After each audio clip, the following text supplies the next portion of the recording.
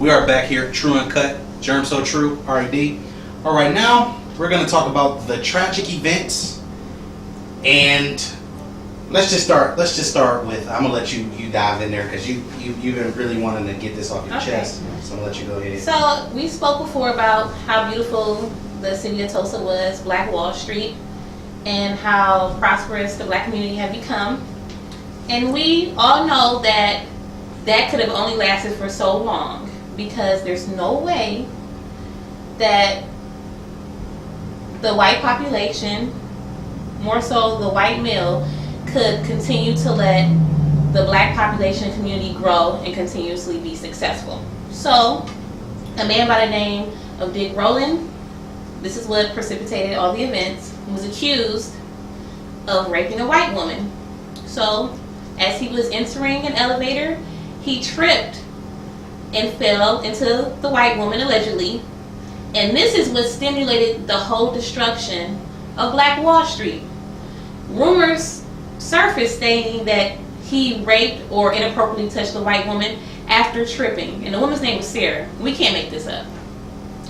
The white woman's name was Sarah, and because he tripped, this all precipitated the events that destroyed Tulsa, Oklahoma, aka Black Wall Street.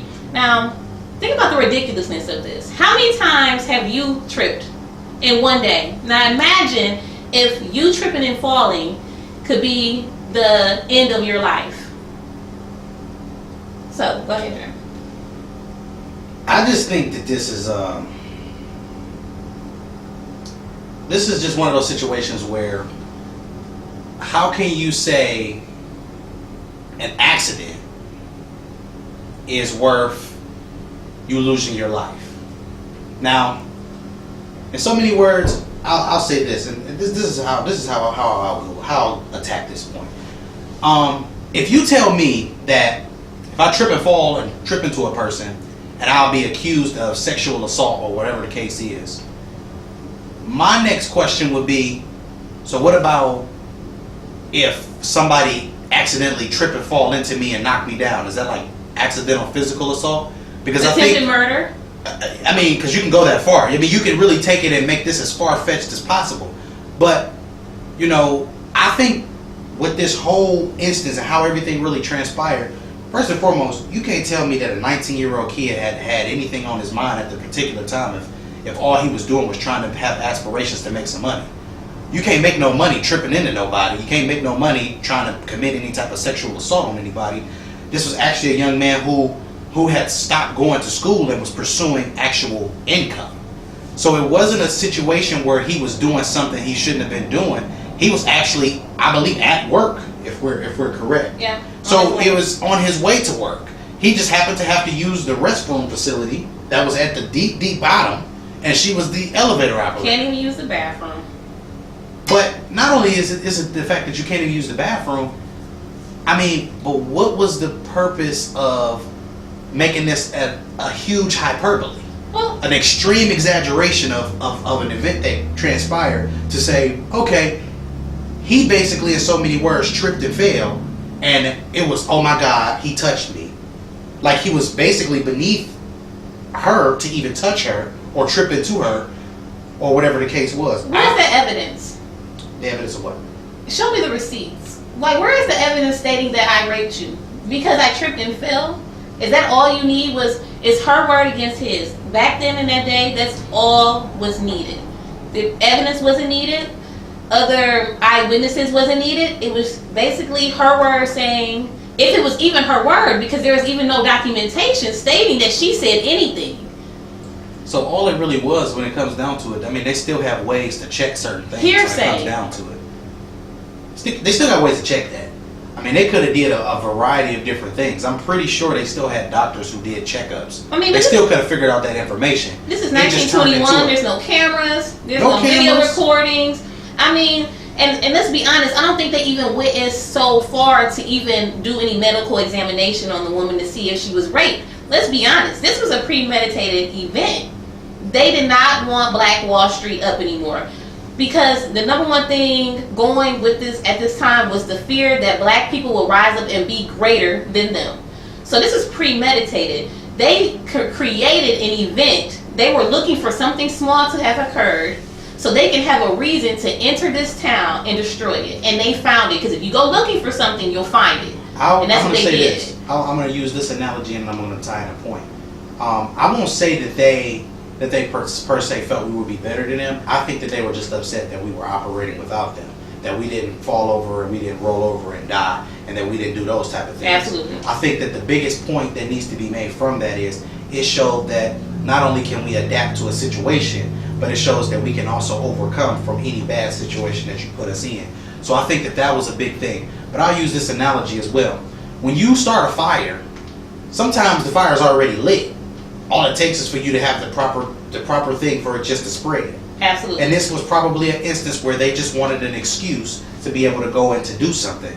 So you go through a situation where, oh, he touched you. Oh, he touched you. They were on edge already. And it was already an uproar in the community. And it was probably, I don't want to make an opinion or speculate. Tension. But not even just tension. But I think this was an instance where they basically said, we're going to get them some way, somehow, and this is what sparked it. And here it is. Absolutely. And it was just simply something that small, something that minute, that was already a fire burning in the white or Caucasian community against what the black community was doing at that particular moment in history.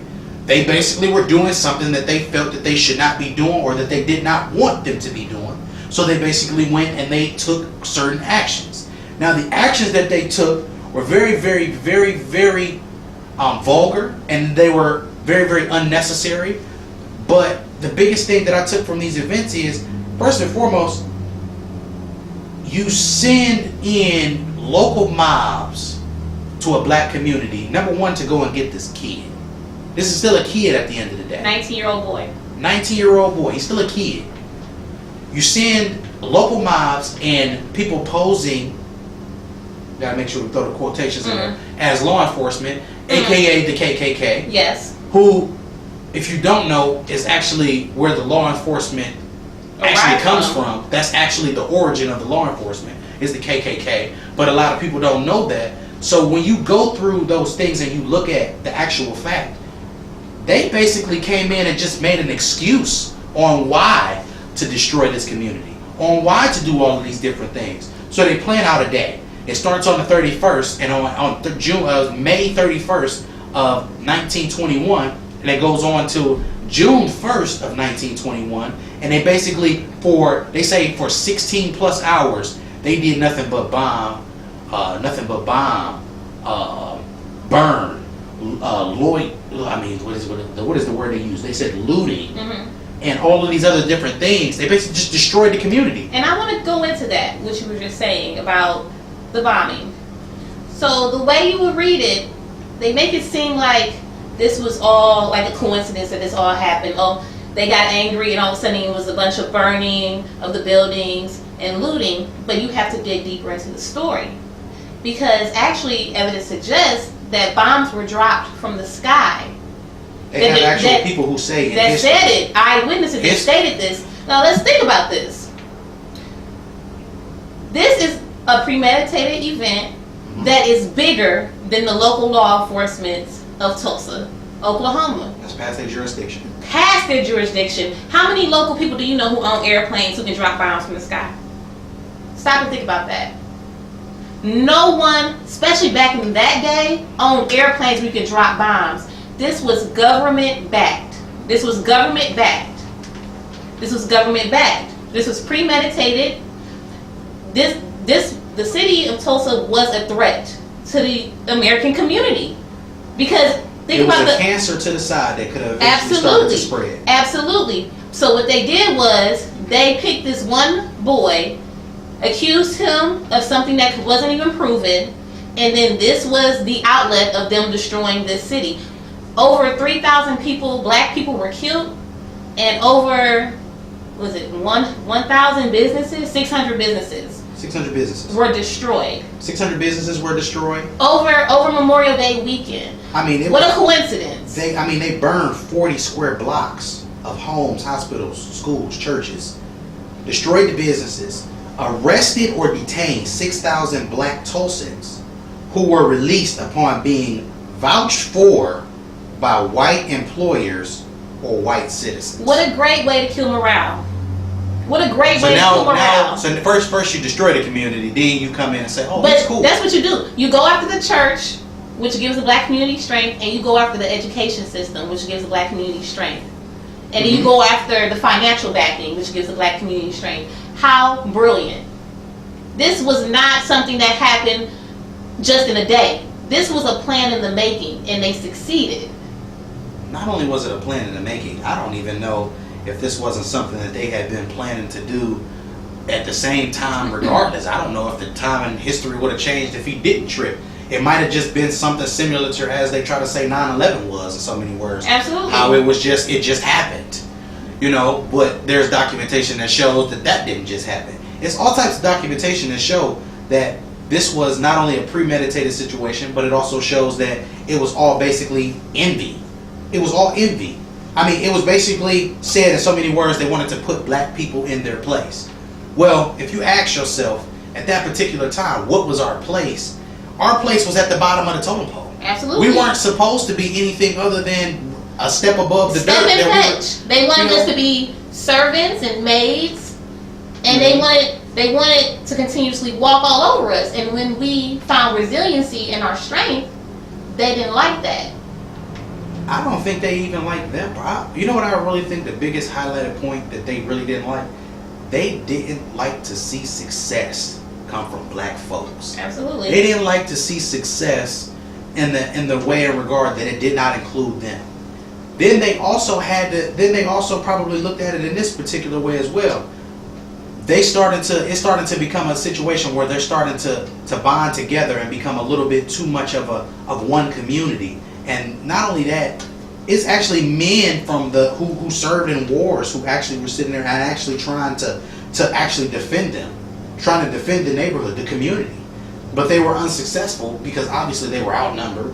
They didn't have the same amount of resources and things like that. They didn't have bombs coming from overhead and people coming from all angles. So I think what I'm taking from these events more than anything else is they couldn't beat us any other way at that particular moment. Absolutely perfect point. They couldn't find a different way to beat us because see, now they can beat us because they hold the money. Let's be honest, money is power. You take away the money, you take away the power, we'll always be underneath their footing. Mm-hmm. But back then, we had our own money. We had our own power. We didn't need them. So the only way that you can gain power back is to destroy the economy of the person. Mm-hmm. And that's exactly what they did. They said, well, let's take away their strength through their money. And that's exactly what they did. And what I really, really appreciate about that is, more than anything is, and this is just a teaching point for everybody, it took them some time. But do you know, 5 years later, they really got back on track and they started rebuilding. And they really started to put back together the fallen pieces of their community. Not only did they do that, it may have not been what it was before, but it was a situation where they put the money into it and they backed themselves again and they built their empire again for the community. They actually did not just give up after that. And at that particular point, what that shows is, it shows that we are as a people, as a unit, as people of color, we are resilient when we want to be. Yes. We can be resilient. We can bounce back and overcome any situation. These people lost homes, businesses. They lost everything. Everything. Literally. I mean, it was a situation where it was left, 9,000 people were left homeless at least. They say 9,000 in some parts, they say 10. So we can just say tens of thousands of people were left homeless. People were left without anything. So they had to then take time and invest their resources back into building back up their communities. It was literally ground zero. And literally exactly ground zero. It was rubble and nothing else. Imagine building up something so great from the beginning and then you see it destroyed right before you. And instead of giving up like most people would, you continuously put your effort and your strength into rebuilding. So let's talk about why Black Wall Street isn't here anymore. Let's do that.